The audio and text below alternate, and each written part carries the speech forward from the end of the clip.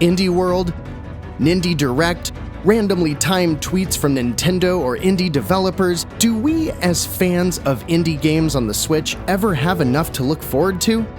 Honestly, we probably do. But today we're going to be looking at 5 fantastic indie games that are slated to come to the Switch in 2020, yet are still mostly known only as PC titles. I'm Jeff from Nindie Nation, a weekly podcast and YouTube channel dedicated to all things independently developed for the Nintendo Switch, and these are our picks for the top 5 upcoming Nindies that might not be on your radar yet, but should be. Kicking things off with the title I've already sunk dozens of hours into, CrossCode is an incredible story-driven action RPG that delivers on everything from the greatest 16-bit games of the genre. If you're a fan of games like Secret of Mana, you'll love CrossCode. Developed by Radical Fish Games and being published by Deck 13, CrossCode was originally announced as a 2019 title for the Switch last summer during the first Indie World Direct, but obviously there's been a delay and a new date is still in limbo. In CrossCode, you play as Leah, a mysterious yet chipper young girl with the ability to wield orbs of various powers who is stuck living inside of an online game called CrossCode. With a wide-ranging cast of characters, a diabolical and hilarious arch-nemesis, and a girl who is desperately searching for answers, you'll traverse multiple unique areas, each with a massive Zelda-like dungeon full of combat, puzzles, and some of the best writing I have seen as of late. CrossCode has deep RPG mechanics, tons of customization options, and a wonderful balance of exploration, combat, puzzle solving, and storytelling across well over 60 hours of narrative content. While it is currently only available on PC, be on the lookout for CrossCode when it arrives on the Switch in 2020, because this has a Nindie of the Year candidate written all over it.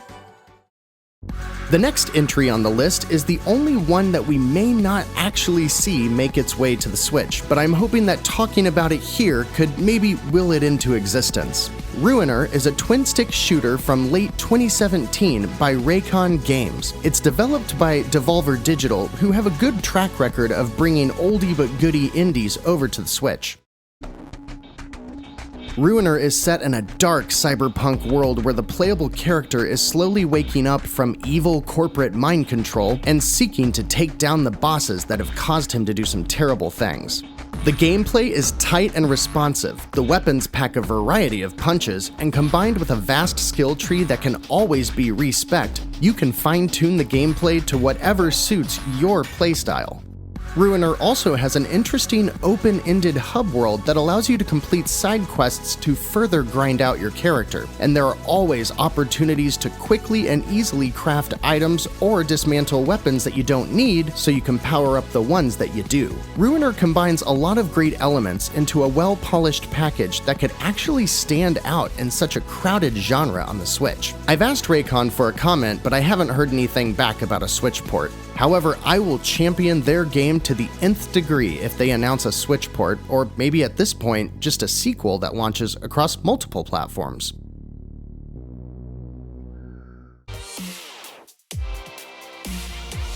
Announced during the December 2019 Indie World presentation, this next title launched the same day on PC and is currently slated for the Switch just in time for summer. There's really nothing else like SuperMash, and it is one of the most exciting games I've seen from the indie scene in quite some time. Check out what the team at Digital Continue has built. In their game, SuperMash, you select 2 game genres, let's say a JRPG and a vertically scrolling shoot-'em-up. Retro Final Fantasy meets Raiden, if you will. And SuperMash will mash 2 procedurally generated games together to create an entirely new game. You'll play through that game, completing simple tasks to earn various modifiers or bonuses that can be used within the game, or even cooler, to be used in the creation of a new mashed-up game. New characters, assets, abilities, storylines, and much more are available to unlock as you create the randomly generated retro game of your dreams, and none of it is any more complicated than combining items in a simple menu structure.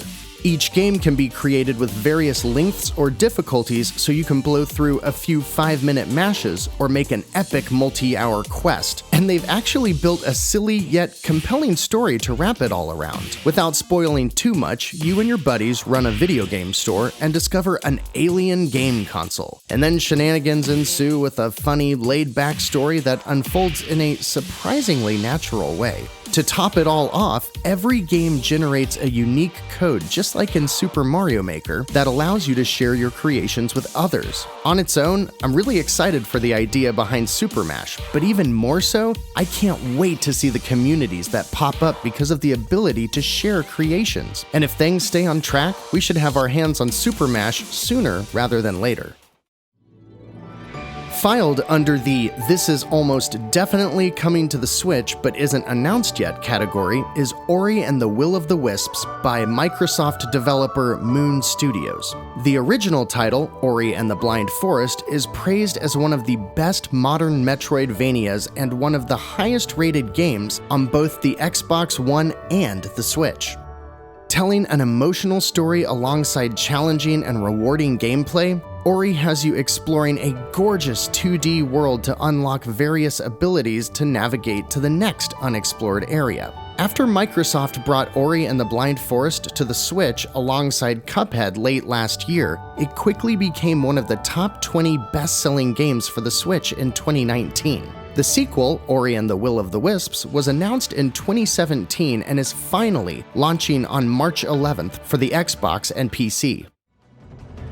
All signs point to Microsoft bringing the title over to the Switch, but the question is when. If you haven't played the original, I urge you to check it out either as a part of Xbox Game Pass for PC, or via the newest Definitive Edition on the Switch, which is commonly hailed as one of the best-looking games for Nintendo's little handheld that could. If I were a betting man, I would bet that Will of the Wisps enjoys a few brief months of Xbox and PC exclusivity, but we see it arrive on the Switch in early fall of 2020, and you can bet that Nindie Nation will be right there when it does. The next game on this list falls within many of the announcement and release categories we've already explored in this video. It was released in December 2018 on PC via Early Access and is nearing the end of development with a full PC launch expected in mid-2020, and the developer has already stated that, quote, all current platforms are under serious consideration. That game is Hades, the fourth title by renowned indie developer Supergiant, whose excellent games Bastion and Transistor are already available on the Switch. Hades weaves an incredible narrative into a roguelike action dungeon crawler about Zagreus, the son of Hades, trying to escape the depths of the underworld. You'll meet many staples of Greek mythology, progressing just a little bit further with each attempt to escape as you power up Zagreus and watch the expertly narrated story unfold. I've been playing Hades on PC since early 2019 and fully expect this title to start sweeping up awards left and right as soon as it officially launches. Supergiant is known for telling a gripping narrative alongside a masterful soundtrack with dreamlike visuals to create experiences that are becoming harder to describe as anything other than a Supergiant game. If you haven't played Bastion or Transistor, they're both frequently on sale on the Switch at $3 and $4 respectively, and are must-play indies for any fan of action RPGs, or really just great games, as they truly are good enough to win over players who are not traditionally fans of games like these. Hades will make one hell of a splash when it launches on PC later this year, so it'll be a hard one to miss, and if past is prologue, we could be playing Hades on the go before the end of the year. And that's it for today's video. These are 5 indie games that we expect to see on the Switch in 2020, and believe they are all going to be stellar releases worthy of any gamer's time and money. Did we miss anything? Is there another indie you've been keeping your eye on? Maybe something already available on another platform that just seems perfect for our favorite portable powerhouse? Let us know in the comments below or on Twitter at Nindie Nation. Also, please give us a thumbs up if you liked the video, and subscribe if you'd like to see more content focused on the best that indie developers have to offer for the Switch. You can find Let's Plays, reviews, and other videos just like this one, and our weekly podcast called Nindie Nation, all on the Nindie Nation YouTube channel. And for anything else Nintendo related, visit the rest of our family over at thenintendovillage.com. Don't forget to hit us up on Twitter at Nindie Nation, and thanks so much for watching today.